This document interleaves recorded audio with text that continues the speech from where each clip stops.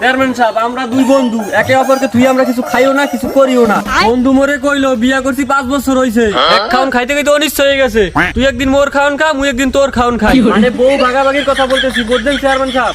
ইসিরে কি খাম যে ভাগাভাগি করতে আছে, অগলাগে বন্ধুত্ব মুইও করমুনি। এটা ক্যাশের ওষুধ দে দি।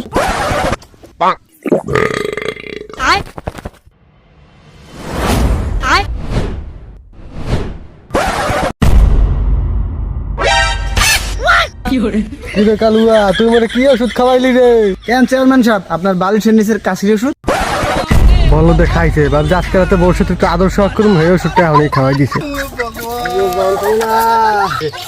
কি যে করি, মাথা যাচ্ছে টন টন করে।